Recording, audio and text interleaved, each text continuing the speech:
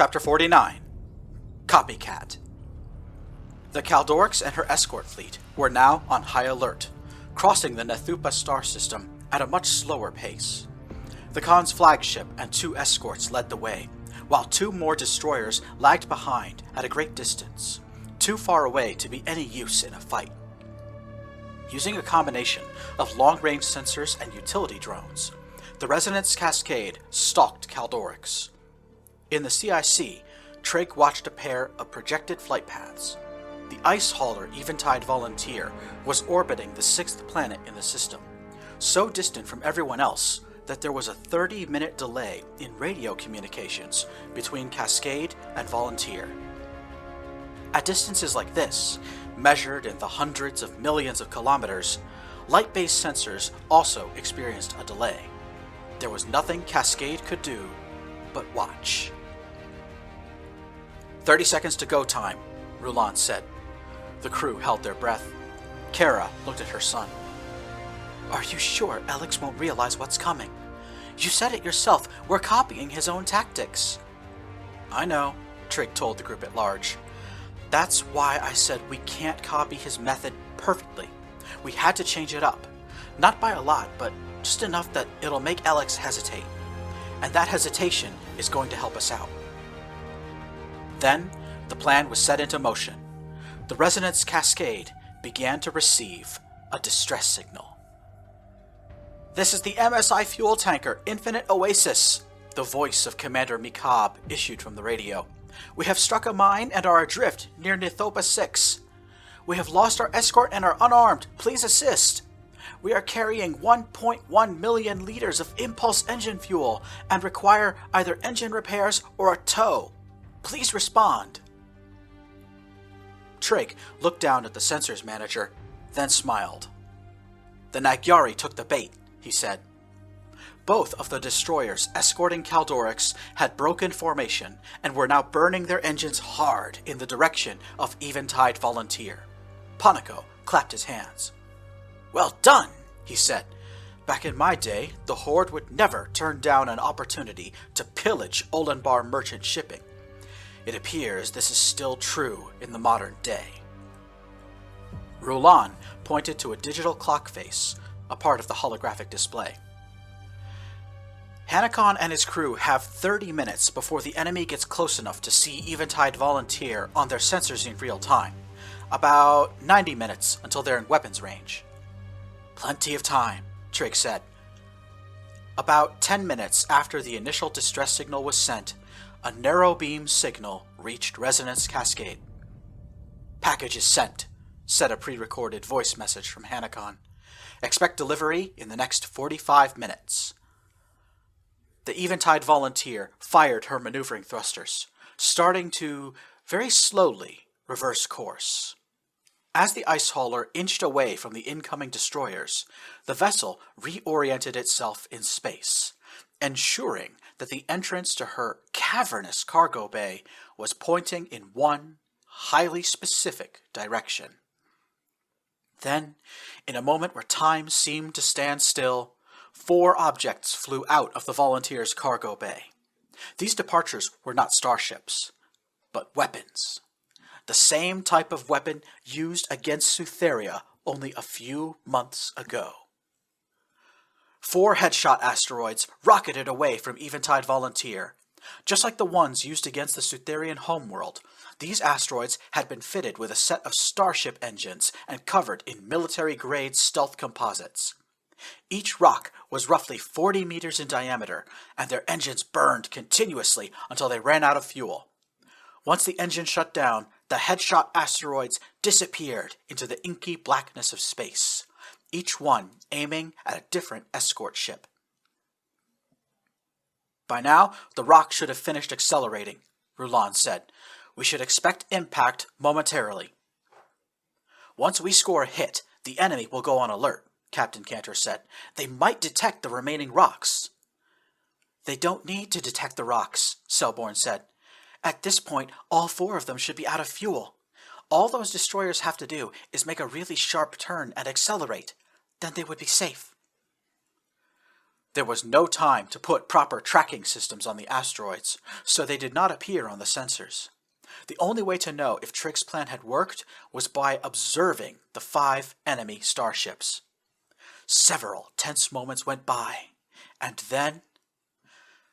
"Oh yeah, that's a hit!" Glossum shouted at the top of his lungs. One of the 2 destroyers chasing Eventide Volunteer suddenly vanished from the sensors, replaced by a cloud of tiny metal fragments. A moment later, the same thing happened to its companion. "The 2 stay-behinds are evading," Anfeld reported. The second pair of destroyers, heavily burdened with survivors from the previous attack, were violently turning and burning away from their previous flight paths. The flagship Caldorix was also turning away, fleeing in the opposite direction. "Rock number 3 is a clean miss," Rulon reported. "Rock 4 also missed by a wide margin. The other 2 destroyers went into evasive maneuvers as soon as they saw their comrades take hits." "Maybe we should attack now," Glossum suggested. "No," Trig and Ponico said together. "We need to hide. Our odds are better if the enemy can't detect us." "Rulon, put Utility Drone 1 into low power mode, and then set a course for the dwarf planet at our stern," Captain Cantor ordered. "We need to disappear and get ready for the next part of the plan." The Eventide Volunteer was already moving to put a planet between itself and the enemy fleet. In a matter of minutes, both the Volunteer and Cascade hid themselves from the enemy's line of sight. Aboard the Resonance Cascade, Trig, Appia, and Bronley retrieved a heavy package from the cargo bay. "Why didn't we do this as soon as Hanakon's men delivered it?" Bronley asked. "We were busy, and it wasn't relevant until now," Appia replied. The trio brought the package up several decks and brought it into the gallery, where Trig cut the box open with a knife. Cascade's only robotic crew member, Chef, appeared behind the counter. "My scanners detected a positronic brain," Chef said. "Am I getting another assistant?" "No, I'm afraid not," Trig said. "I need you to make a copy of your AI and install it on this brain." "Copy myself," Chef said. "Copying a sapient AI is a processor-intensive undertaking. I will be out of service for several hours. Why do I need to do this?" "Because you are going to become the reason our enemy loses sleep tonight." Chef looked at Trig, then Bronley, then at Trig again. "I am a cook, not a torpedo guidance computer," Chef protested. "The enemy doesn't know that," Trig replied. For the first time, Alex Camber began to develop a true appreciation for his enemy. Seated on the Khan's throne, Alex issued orders in a stern voice. He could sense the fear and terror in the minds of his crew. The Caldorix fleet had now been attacked twice from the shadows, each time with lethal result. Morale was collapsing quickly. "Did we get any sensor readings from that ship before Rysak and Lesmag were hit?" Alex inquired. "We got 1 radar cross-section from the Lesmag," a crewman replied. "That was all they could transmit before they were hit." Alex stood up and walked across the bridge, peering over the man's shoulder to get a better look.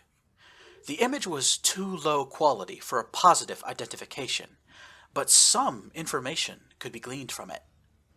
"That is a civilian vessel," Alex said. "When the Rysak ambushed Shepminter at the prison ship, her crew reported the boy was traveling aboard an armed warship.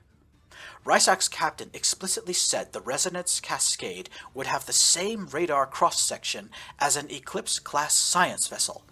Keep scanning for Sutherian science ships. Open fire on any that you see."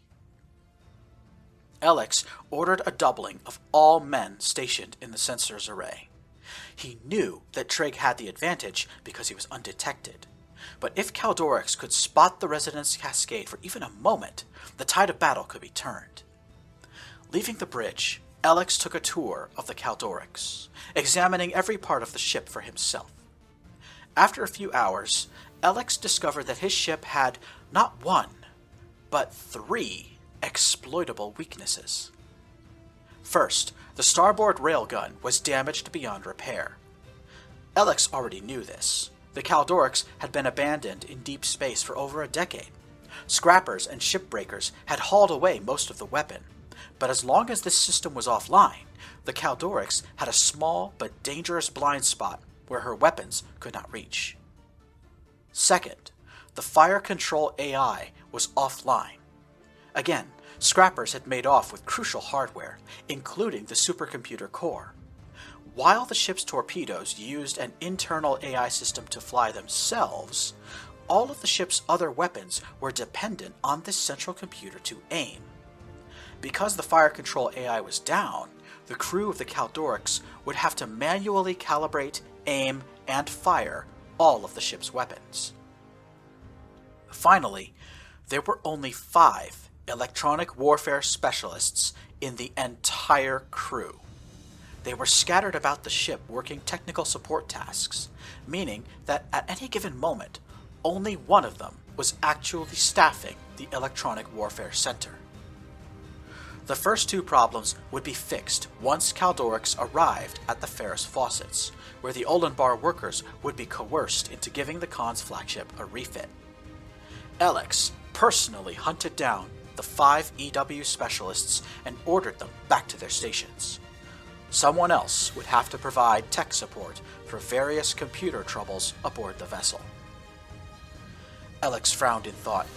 He knew Kaldorix was in a semi-functional state due to being left abandoned for over a decade, but he was still confident that as long as he took account of the ship's weaknesses, he could defeat Shepminter's little torpedo boat in a proper battle. "Excuse me, sir?" A voice broke Alex out of his thoughts. 2 Nagyari soldiers were guarding the entrance to one of the ship's armories. They were armed with rifles and wore spacesuits, ready for the area to be depressurized should the situation arise. One of the soldiers looked at Alex and said, "Sir, we've been at battle stations for the past 15 hours. May I, respectfully, ask for permission to stand down?"